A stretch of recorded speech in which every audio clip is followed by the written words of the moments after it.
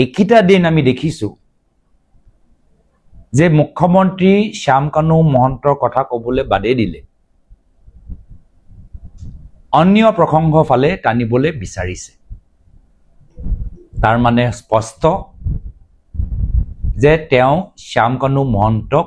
clean chit দিবলৈ বিচাৰে তেওঁ বিচাৰে যে হেখত গৈ শ্যামকানু মহন্ত ওলাই আহি পূৰ্বে দৰে কেন্দ্ৰৰ চৰকাৰৰ পৰা আৰ্থিক অনুদান লৈ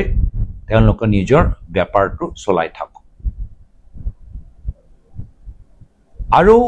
শ্যামকানু মহন্তৰ ঘৰৰ লগত মুখ্যমন্ত্ৰী হিমন্ত বিশ্ব শৰ্মা ডাঙৰীয়াৰ আজি নহয় আগৰ পৰাই এটা মধুৰ সম্পৰ্ক শ্যামকানু মহন্তৰ লগত তেখেতৰ ঘৰৰ লগত মুখ্যমন্ত্ৰীৰ হিমন্ত বিশ্ব শৰ্মা ডাঙৰীয়া এটা মধুৰ সম্পৰ্ক সকলে জানে সকলে বুজি পায় আৰু সেই কাৰণে মিশন